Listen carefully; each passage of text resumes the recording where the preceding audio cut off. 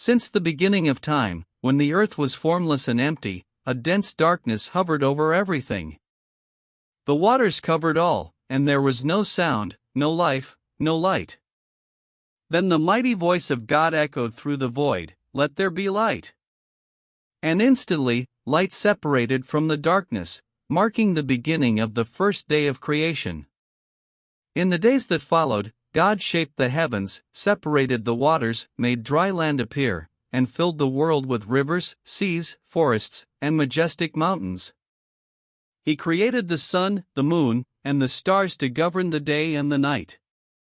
Filled with birds, fish, and animals, the world became a perfect spectacle of harmony and beauty, reflecting the glory of its Creator. On the sixth day, God did something extraordinary. He knelt upon the dust of the earth and, with his own hands, formed the human being. He breathed into his nostrils the breath of life, and man became a living soul. His name was Adam.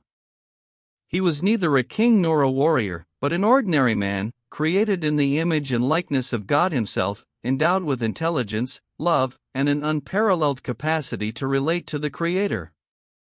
Adam lived in direct communion with God, caring for the animals, naming them, and tending the creation.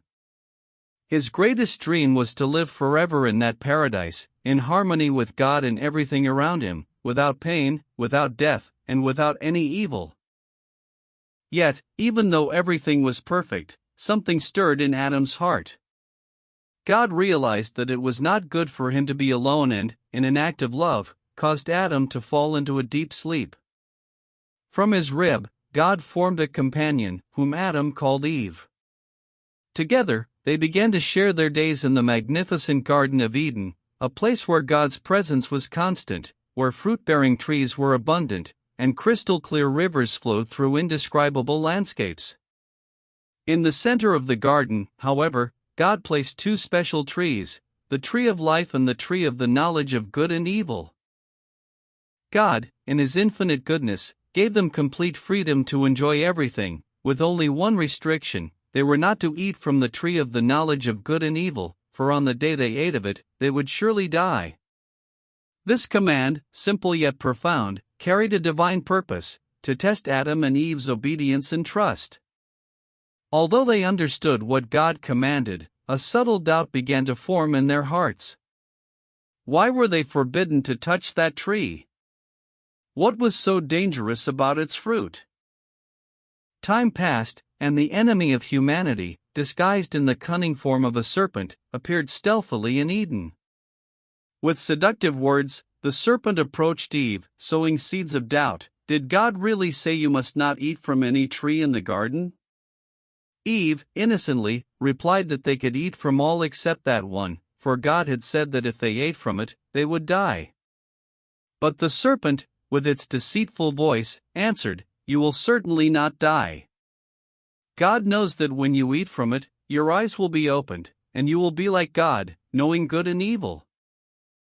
Faced with these words, Eve looked at the forbidden fruit. It was beautiful, appetizing, and seemed desirable for gaining wisdom. Overcome by desire and curiosity, she picked the fruit and ate it. Then, she also gave it to Adam, who, without questioning, likewise ate. At that moment, their eyes were opened, and they realized they were naked. They felt shame, something they had never experienced before. They tried to cover their bodies with fig leaves, attempting to hide what they had never needed to hide before: their purity had been stained. Faced with these words, Eve looked at the forbidden fruit. It was beautiful, appetizing, and seemed desirable for gaining wisdom. Overcome by desire and curiosity, she picked the fruit and ate it. Then, she also gave it to Adam, who, without questioning, likewise ate. At that moment, their eyes were opened, and they realized they were naked. They felt shame, something they had never experienced before. They tried to cover their bodies with fig leaves, attempting to hide what they had never needed to hide before: their purity had been stained. The sound of God's footsteps walking in the garden in the cool of the day filled them with fear. They, who once ran joyfully to meet the Creator, now hid among the trees. God, with a loving voice, called, "Adam, where are you?" And trembling, Adam replied, "I heard your voice in the garden, and I was afraid because I was naked, so I hid." Then God asked, "Who told you that you were naked? Have you eaten from the tree I commanded you not to eat from?" Trying to justify himself, Adam replied, "The woman you gave me as a companion, she gave me the fruit, and I ate it." And Eve, in turn, said, "The serpent deceived me, and I ate." At that moment, God revealed the consequences of their disobedience. To the serpent, he declared that it would crawl on its belly and be cursed above all animals. To the woman, God said he would greatly increase her pains in childbirth, and her desire would be for her husband. To the man, God declared that the ground would be cursed because of him, and he would toil hard for his sustenance until he returned to the dust from which he was formed. Eden, which was once a home of perfection, now became a place of separation and sorrow. God, in his justice, could not allow sin to remain in that sacred place.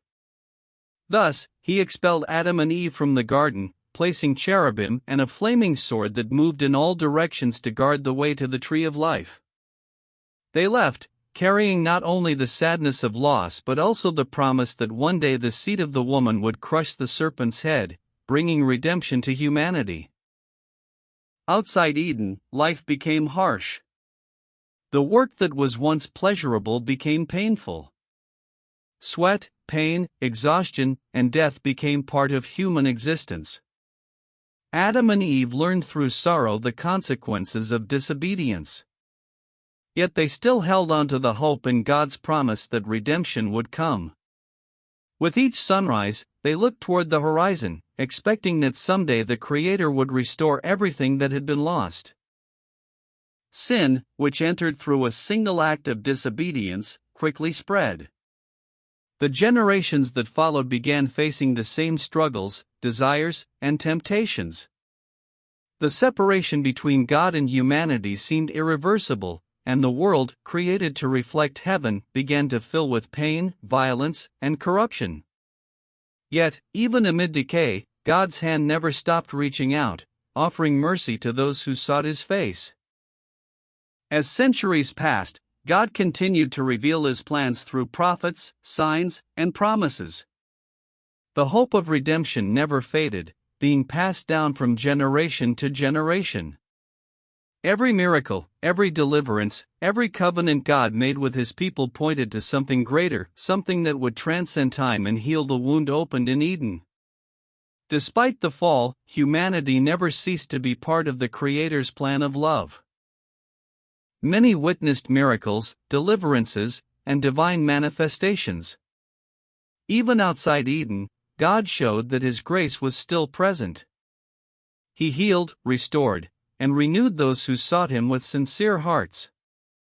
No matter how much evil tried to dominate, the signs of God's love remained, reaffirming that the promise of redemption was alive and would be fulfilled at the appointed time. The climax of this promise was reserved for a not-too-distant future. One day, the one who would crush the serpent's head would come into the world. His birth, life, death, and resurrection would be the perfect fulfillment of the plan of redemption. The final confrontation against the forces of evil was foretold, and with it, humanity's opportunity to be reconciled with God. Hope shone like a light that could never be extinguished.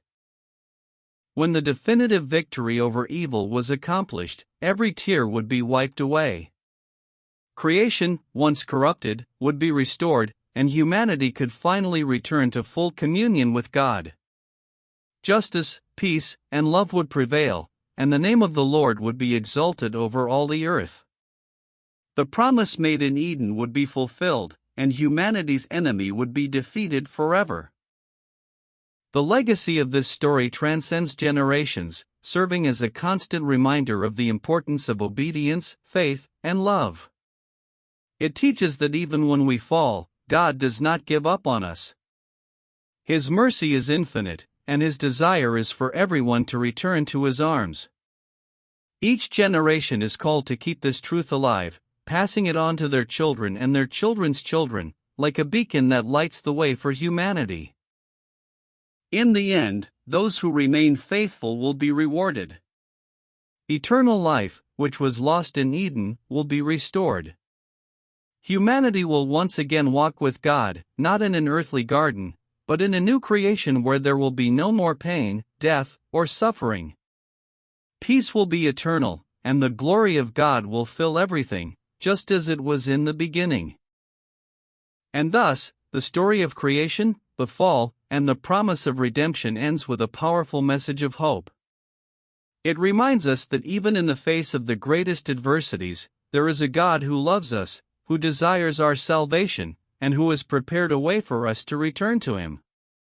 It is up to each of us to reflect, choose the path of obedience, faith, and love, and thus be part of this wonderful journey toward eternity.